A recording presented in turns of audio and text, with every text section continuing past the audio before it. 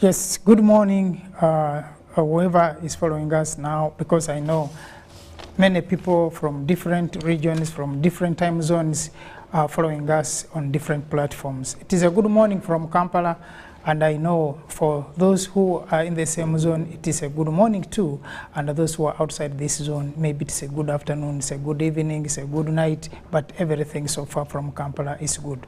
We are back to the Pan-African Friday, and I welcome all of you who are following us on different platforms, and I definitely appreciate your time that you spend with us, and I'm sure that time spent with us is not a time wasted. We also get feedbacks from those who are following us, and we appreciate all that you give to us that has helped us to keep the program going. With me in the studio, I'm joined by your usual people. I have with me Dada, who called her Dada last time, and they called Mama Tagali, who is with us, and also Ndug Otuko, who have joined me on this program. Ladies and gentlemen, all our viewers who are following us, it has been a nice week, at least for me, and I'm sure for everyone who is able to listen to us today. It has been a nice week, of course, with all the disturbances in a week, and with all that the shortcomings, but we appreciate and thank God that at least for us who are here, we are alive, and it's a very good week. How was yours, Dada Tagali? It's been one of those weeks. Personally, it's been an okay week, but that is not to mention the happenings in the health sector, Ebola in particular, and I think that has really been the most important focus for the country. And of course, there was the address President Museveni delivered on the happenings in the oil sector. But by and large, it's been an okay week. Yeah, I know, it has been good, and thank God that we're all here. I know the issue of health has been a dominant feature for this week, especially the Ebola situation in the country, and I've been appraised and updated on what is going on, and I think by this morning we had been told we had registered 5 deaths, but the other people who have been affected, about 30, most of them are recovering and recovering well, and that is a very positive feature in the fight against Ebola, which from nowhere we wake up and we are confronted by Ebola when we are in the middle, at least trying to get rid of the COVID. Bwana Otuko, how was yours? Well, I think it was a beautiful week. We dotted with Pan-African struggle issues. I saw a young generation of citizens in this country demonstrating against the European Union resolution, and many were trying to question, why is it young people? And to me, I think this is a good development, because the generation to come is the one that will run the affairs of this country. So if they are conscious enough to appreciate the fact that the Europeans are chasing their interests, not the interests of Africans, I think it's a good thing, because I saw a variety of young people from secondary schools, from universities demonstrating, and I think, to me, it sends a signal to where we are going as African country, as an African country. We also saw, in addition to what my sister Takalia said, we also saw elections of the Yala MPs. That was done yesterday, and I think that's a new contribution. We have new faces, about 3 new faces heading to the East African Parliament, while the NRM has maintained theirs.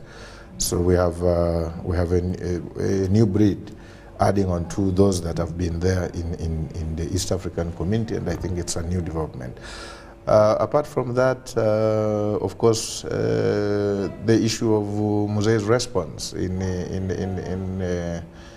Serena to those that were passing a resolution against the pipeline, and one of the things that interested me is when he said these are young girls making resolutions, and I think I agree with him, and maybe later I will tell you how and why I agree with him that these are Europeans who may not even understand what is happening in Africa. I was following up a bit, not entirely, the elections of the East African Parliament members, and of course it was of interest to every citizen in this part of Africa. There were, I couldn't expect that what I saw play out in the Parliament would have happened, given that the members of Parliament are the top of the cream of society. Now, I saw something to near violence in Parliament, and that to me, I think, set me a number of paces back. If a member of Parliament can behave like that, then what, I mean, even if there were problems, I could expect that there were a number of ways to sort out the issue, and it turns out that it was actually the usual violent nature of some people. But anyway, that aside, a question. Did any RM in the local language, they say, cut the pocket of UPC? Is that question to me? Yeah. Well, I think what you're asking is really what I was thinking. This particular process, in my view, is not a very good development in terms of democracy, really. Whereas the 6 slots were set aside for NRM, I also could not understand why they were ring-fenced. I cannot understand that. I don't know what could have informed such a decision, because as far as I know, there were many people who were offering themselves on the NRM ticket for those slots. So in the party, in its wisdom, decided that the incumbents would once again be the ones that would go forward. But as we were still considering those things, the 2 slots were supposed to be for opposition, and the 3rd one was supposed to be for an independent. But as things stand, there are 2 opposition, 2 independent, and 1 DP. In effect, they have all been taken by NRM, in effect, because those independents are NRM leaning. By their own confession. This is not, I'm not conjuring this up. And DP, as we know, has entered a working relationship with DP. I also wonder what happened to UPC, because they have an arrangement that predates the DP arrangement. Yes. And I think it shows that we are not working hard enough. Of course, NUP declared its position a long time ago. They said they will not be part, so that is understandable. But there are other people. There's JEMA, and they're willing to participate. There's UPC, and of course there's DP. So that begs the question, what happened to the 2nd opposition slot? What I'm trying to say is that I think not enough consideration was given to the fact that those other aspects of the democratic equation are important. It's important to preserve those slots for who they should go to.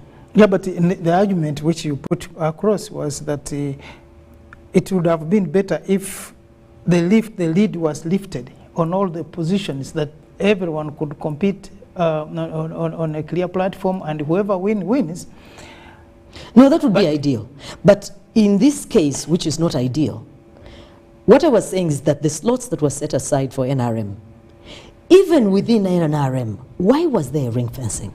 But I think there is the unwritten law agreement that people will go for 2 years, and after 2 years you walk away. To me, I believe that was the arrangement, and I would not have a problem with that, because I think the people within the NRM are not complaining. The problem is that there are other political parties that seem to have an agreeable arrangement within the system that they will offer 1 or 2. I think that's where the problem was. But still... My argument is that there are 2 problems. Even within a party, there needs to be democracy within that party. I'm not saying, my argument is not that those should have been opened up for everyone. That is not what I'm saying. Although it would have been a better situation. than, but of course the issue of numbers has its own advantages. But I am saying, preserve the democratic equation even within the party process. Why not Tuko has something to say on that? Thank you very much. My sister Rachel is passionately talking about these issues when it comes to issues of democracy. What is democracy? It's an agreeable mechanism of choosing leaders. To begin with, to allay the concerns of Rachel, the first thing that NRM does is consensus. It's what they call building consensus, and consensus is part of a democratic process. It creates discussion and debate within the political party. We had over 130 members expressing interest to participate in this due process. But as you say, that there are unwritten laws and practices within different organizations. When there was a debate within the top organ of the party, SEC, when they were discussing on who should become a flag bearer, the question of consistency and traceability arose. The idea that Yala is not an opportunity for employment, is not an opportunity for venturing adventure, it's an opportunity for pushing the interests of the country. So it is unwritten law that for some time now, NRM has consistently maintained its candidates for at least the required term, or at least for the term limit of 10 years. And it has become a practice that if NRM sends you to Yala, they will maintain your position so that you are able to trace and push the interests of the country so that you don't begin from a new page. Yes. This is what has been happening. In the next election, all of these 6 individuals will have served their 10 terms. And the NRM will always open up and say, those that have interest. In that kind of situation, there has never been ring fencing. The so-called ring fencing arises when individuals have served the first term. And it has become an unwritten law that for the interests of the country, for the interests of the party and the region, you ensure that if you have your best 6, maintain them there so that we can be able to continue pushing the agenda that we have been pushing. On the issue of whether NRM foxed UPC, I think it is not the case. There have been several court cases in relation to the decision on who to be sent to Yala. Originally, there was a debate on who is to be sent. First of all, the advantage for NRM is that it has 65 to 70% of the voters. So they actually can dictate on who goes to Yala. So because of the tyranny of numbers within Parliament, the NRM is able to champion the agenda on who is going to Yala and what decisions must be taken. The treaty is not very clear on the numbering of how many of NRM should go to Yala. The treaty is also not very clear. It is quite ambiguous when it says all shades of opinion must be represented. When you look at all shades of opinion, you're talking about the youth, you're talking about people with disability, you're talking about women, you're talking about different political interests. So if you to look at all these interests, we may actually fail to elect the leaders. And that's why I think there is a case that was around 2012 that was taken by the current speaker when she was denied an opportunity to participate. And the ruling of court in the East African the court was that what is important is participation. Yes. So as long as everybody participates, it does not matter who wins. But what is important, have you allowed all shades of opinion to participate in this election? And if you have allowed all of them to participate, you cannot dictate the decision of the voter. So in other words, in my view, it becomes very complicated to ring fence on who in opposition becomes, or who in terms of different shades of opinion becomes. But why NRM takes advantage is because it has the numbers. I think because it's the numbers. Can, yes, it can decide. Yeah, because it is not only UPC which is losing out on that. Remember last time when FDC also had issues. FDC also lost. Yeah, they lost. So basically, to me, that's my explanation. Then maybe lastly, on the issue of the chaos in Parliament, I think it's quite unfortunate.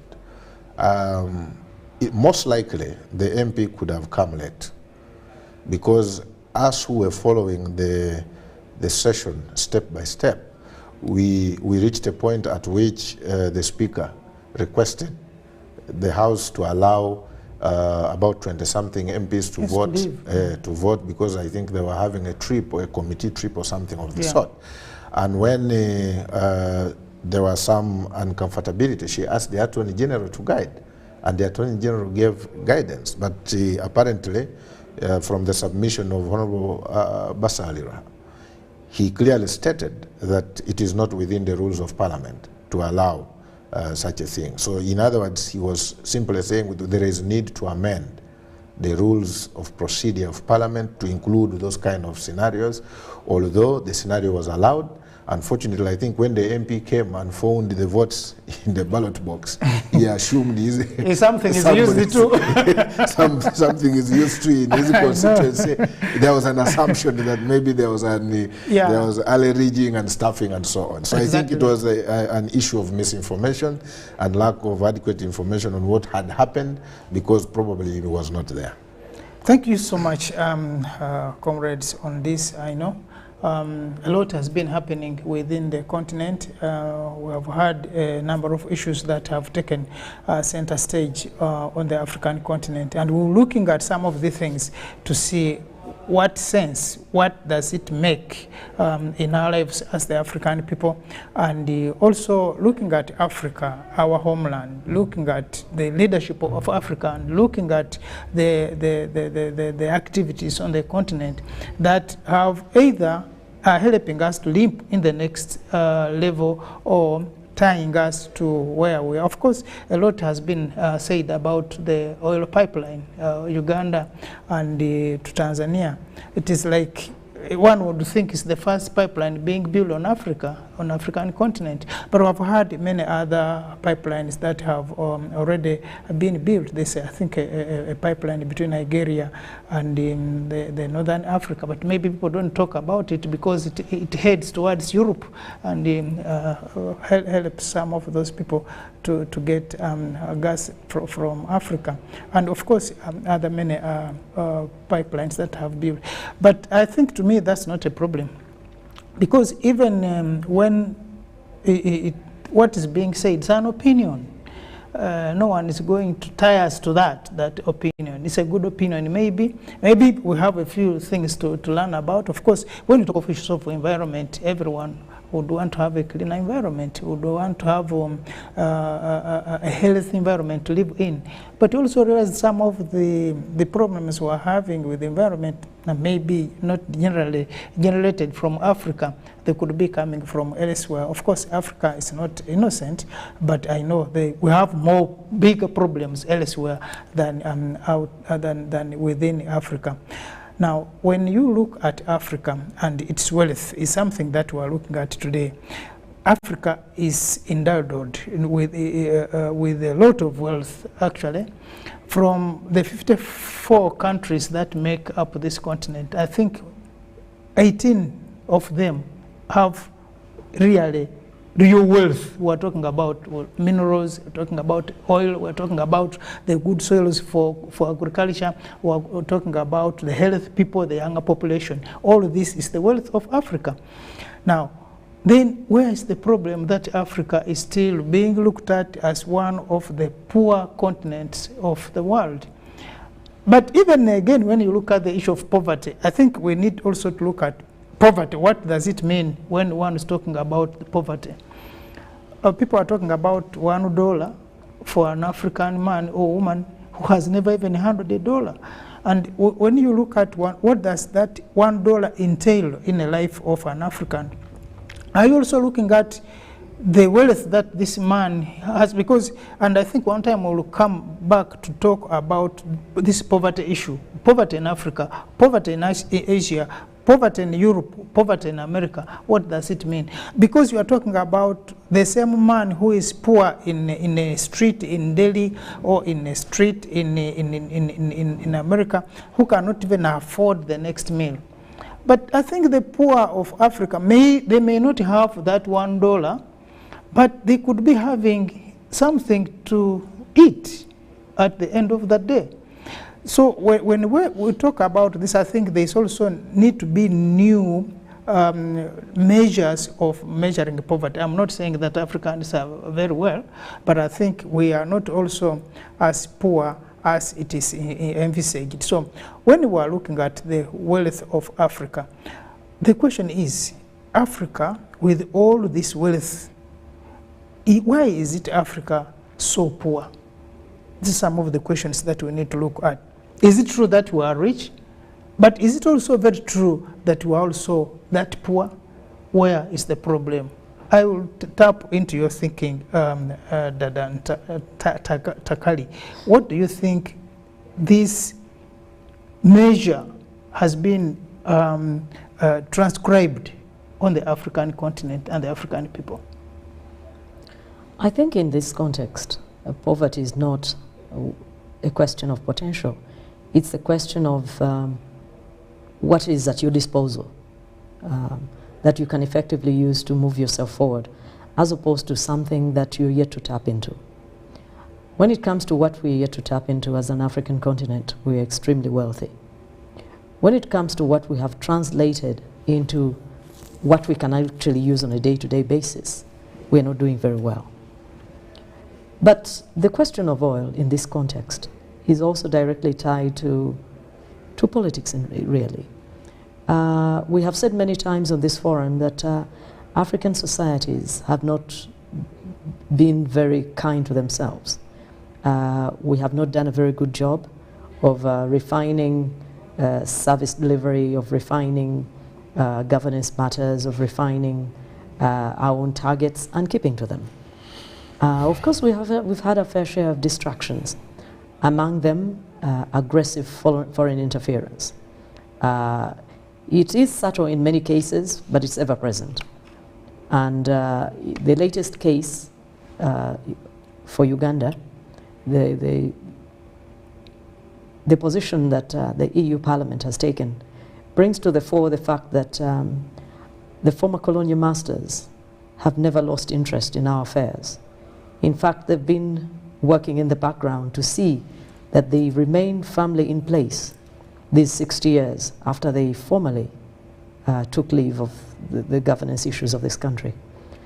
It is not a surprising thing. It shouldn't be surprising.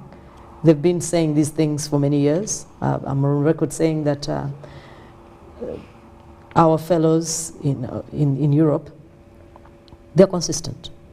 It's very much about resource control. That is why they came here in the first place. That is why they built the railway line, to make sure we exported what they needed. They built the roads. Most of what they did was for their own benefit. We thought they were being kind. We now know better. The same is true today.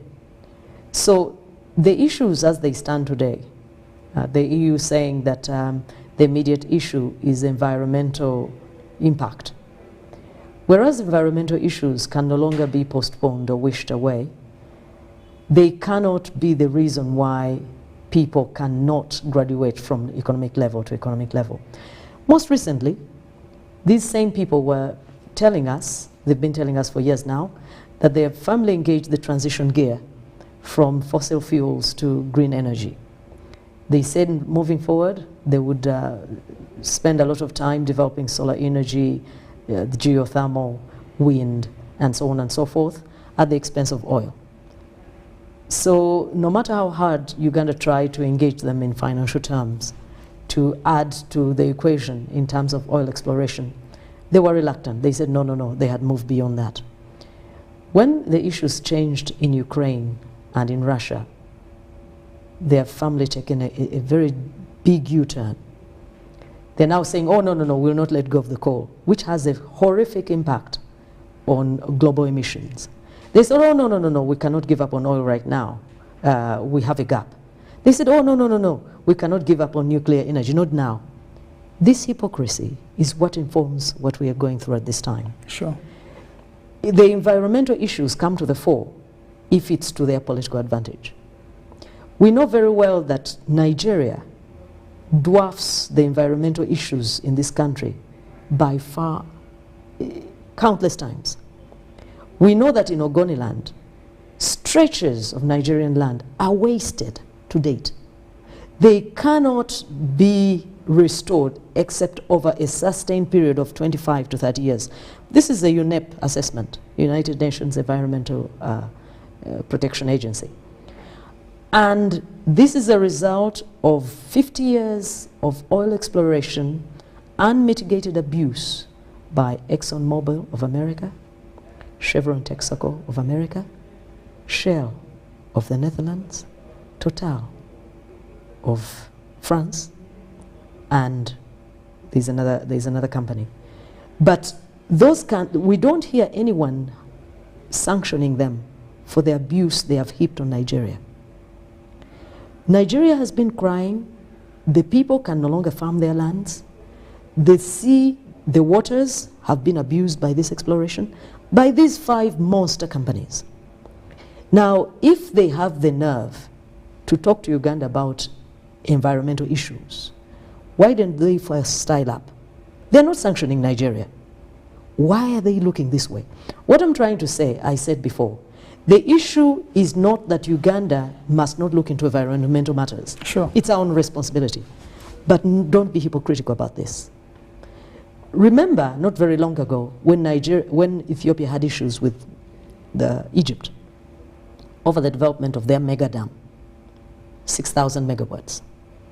Ethiopia said, look, the Nile goes through our country.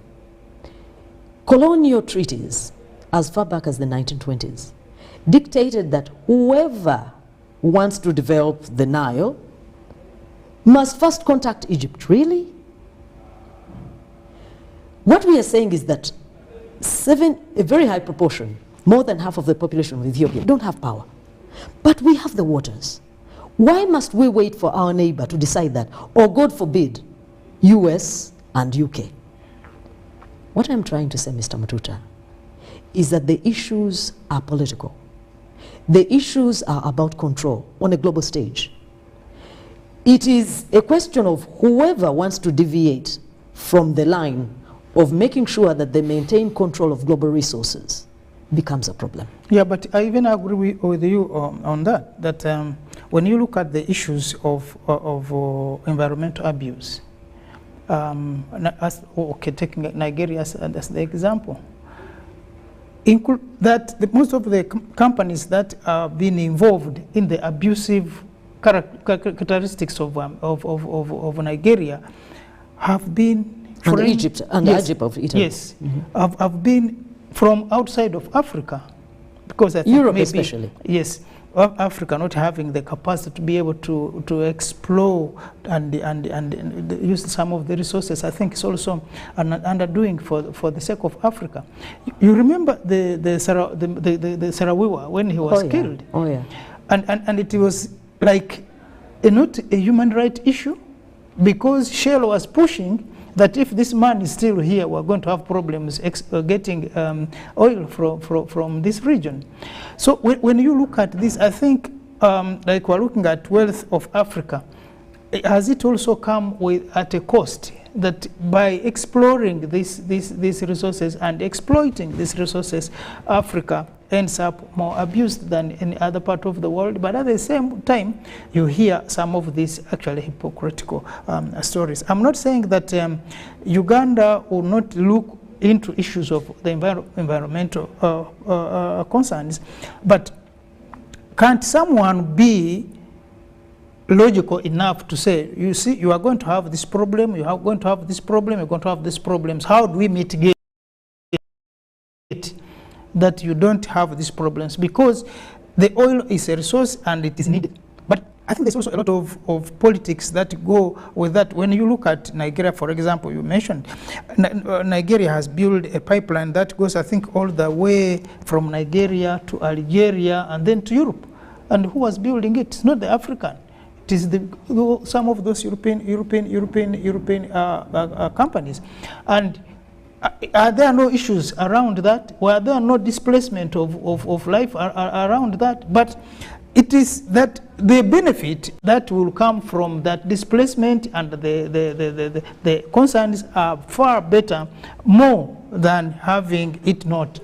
So I think, like you are saying, I think it's also need to engage, and also the African countries, including Uganda. I think we also shouldn't just wish it away, but we can engage in a dialogue, in a discussion, to find out if you are saying this, then we have this. We will come up, I think, with a better package without someone saying, no, you have said this, you know, the Uganda said the fight, the quarreling discussion is, hey. So I think there is also need to engage at all different levels, but most importantly, in a more sober and sensible way of looking at these issues of the environment, but also the benefit that this oil is bringing to the people of Africa. And when you look at when you look at politics again, Russia has been, I think, supplying 20 to 30% of the oil on the globe. Now, with these problems and these sanctions, you realize that maybe that amount is going to go down. And the next area for supply will be Africa, definitely, with all this oil that we have, all those resources.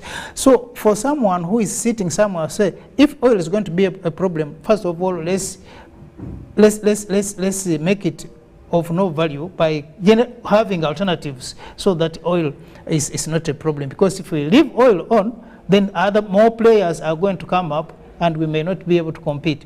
But at the same time, when you look at issues you did mention of coal, which is terrible when it comes even to environmental concerns, let alone the health issues.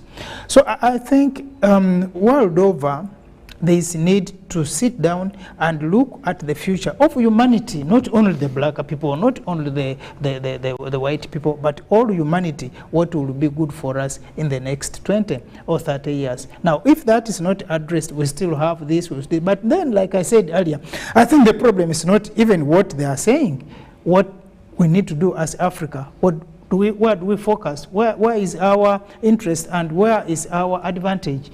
Even within Africa, like I said, 18 countries out of 54 are very rich. In fact, when it comes to oil, they have all the oil. We can still have this oil traded within Africa if these people are not interested. But what we need is to have a platform and the clear leadership on sometimes engaging, but also sometimes standing for what is right for the people of Africa. Nduku Otuko, I'll pick your take on that. Thank you very much. Let me first begin from where my sister stopped on the issue of the pipeline. First, I think it's important to pay attention to the concerns that led to the resolution of the European Union. There are Africans that went and made complaints to the Europeans about issues of compensation, issues of land grabbing, issues relating to life threats, because there was a court case that was in Paris against Total. And one of the issues that the accusation was that Total was threatening the activists of environment with death threats. Mm-hmm. So I think as Uganda and Tanzania, it's important to first pay attention to those allegations. Sure. So that we can be able to address them. If Total is engaged in threats and other, and maybe we also have mafias that are grabbing people's land into compensation, we must pay attention to it and be able to correct that to avoid a situation where the project becomes very unpopular to those that have offered their land for the project. The other issue that probably I would want to say is that the Europeans should not assume that they are more concerned about the environment in Africa more than us. We know that it is the Europeans doing uranium mining in Mali with all the challenges, the environmental challenges. We have never seen them pass a resolution to address the environmental challenges in Mali. And we know that a lot of lives and wildlife and humanity are being affected by uranium exploration in Mali. We are also aware that it is the Europeans that cut forests in Congo to plant rubber. We have never seen them pass a resolution against the cutting of forests in order to grow rubber in Congo. We are also aware of different environmental challenges in countries. We know of the North Stream pipeline. We are also aware that just last week there was a leakage into the sea. We have not seen a resolution by European Union to address that. So I think the trickery in the European countries is bent towards continuing to suppress the African people for their own benefit. Indeed, we have the resources as Africa. If I am not mistaken, 60 or 65% of the world wealth in terms of minerals and resources is based here in Africa. That informs the politics around the African countries. When you look at the instability in Central African Republic, it's about minerals. If you look at the instability in DRC, it's about minerals. If you look at the instability of Boko Haram, it's related to wealth. So all these, if you carefully study, these are driven by hidden interests to cause confusion in Africa, to turn Africans against themselves so that they can be able to champion their hidden agenda. If you look at the historical foundations of the African countries, how was Patrice Lumumba killed? What were the reasons why Patrice Lumumba was killed? Because he was advocating for self-independence of DRC.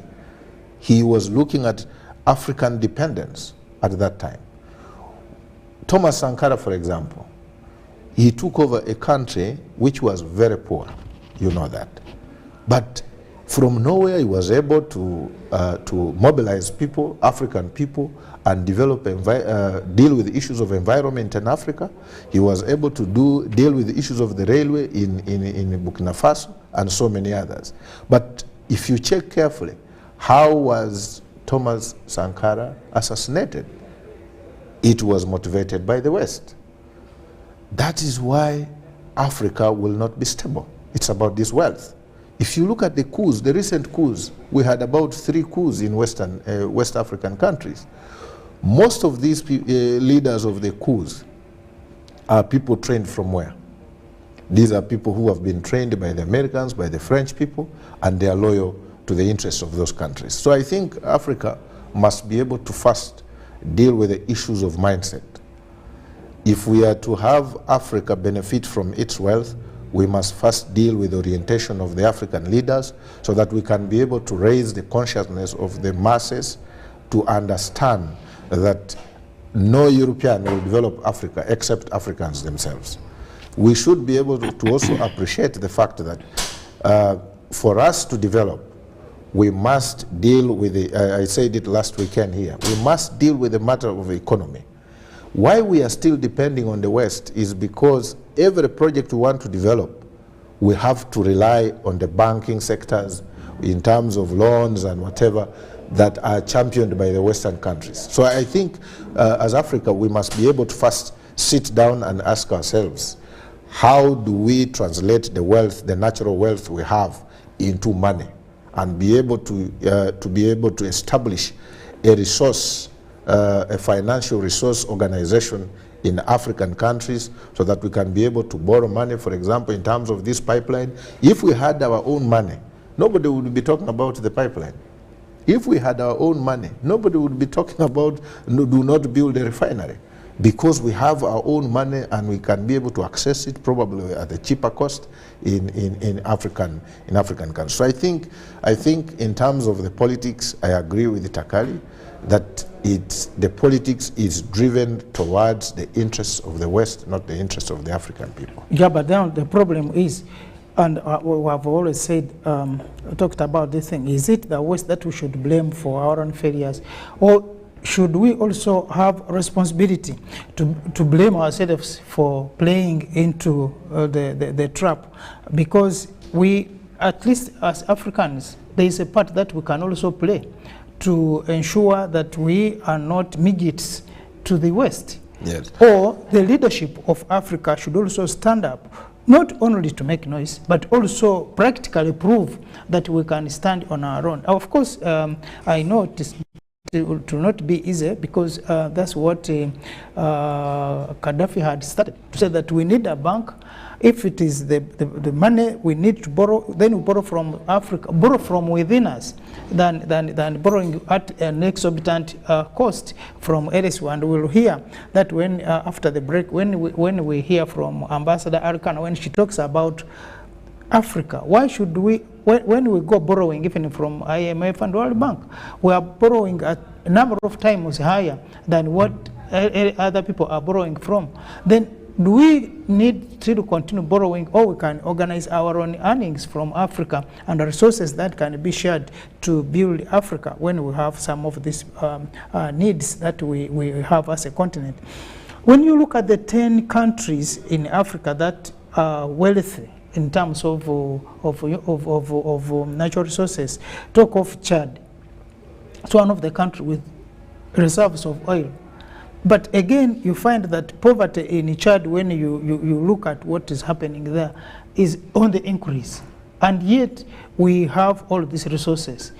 You remember, is this a country where the other time the president was killed on the front line, and now we hear he was killed by his own people other than the rebels? Because, I mean, if you kill the president, everyone should have died. Now, when you look at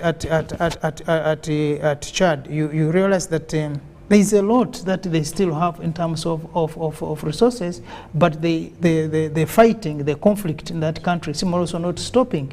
So part of the problem, it is true that because the fighting is like Ambassador Khan will talk about it, is not motivated from within. Someone sits out there and knows that if you cannot make these people to have conflict, they are not going to settle. Talk of Libya, because one of the biggest producers of oil, but Africa cannot even make use of that oil. It is now being produced by other companies and being smuggled out of the country because the country is in confusion. When you talk about a country like Ghana, which also has a lot of both oil but also gold and other resources, the issue of corruption. So part of the problems of Africa are actually the Africans ourselves. When you talk about Congo, Brazzaville, that time they were choosing the president of buying an apartment at Trump Towers in New York. And when you compare what is happening back at home, you know, we make our people even more annoyed by what the African sometimes countries are doing. So I think it is also a problem that we have a bad enemy who wants to disorganize us, but we're also having bad eyes seeing the enemy. So I think also the other thing is that the African leadership also needs to sober up, because these issues of human rights, of what that is people are talking about, are not anywhere better back in their countries, but it is because I think partly the African leadership has also given that chance to play a bit in the trap of the enemies of Africa. And I think Tagala Sam were talking about it, and I will tap into your thinking about that. What do you think can be done to ensure that at least we have a sober leadership on the continent of Africa? That is a long story, but just like I was disagreeing earlier with Ndugu Otuko, the process about the elections. Well, those things are related. You're asking me. Those things are related. By the way, I still disagree with you. Those things are related for the simple reason. Yeah. A house cannot be stronger than its foundation. If within your own house you do not do things the right way, how are you going to talk about your neighbor? Those are the very things you're talking about. The white man, we give him reason to really poke his nose in our affairs. Because now, like the Arabs, they are not democratic, of course.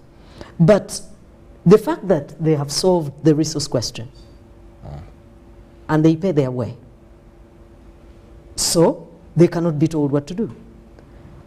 We must first find a way to actually do a better job of distributing these resources. I mean, most of our political issues are over resources. We're not even talking about external influence. Because when you talk about a question like that of Algeria, Algeria, by the way, is the second largest earner of oil on this continent. Yes.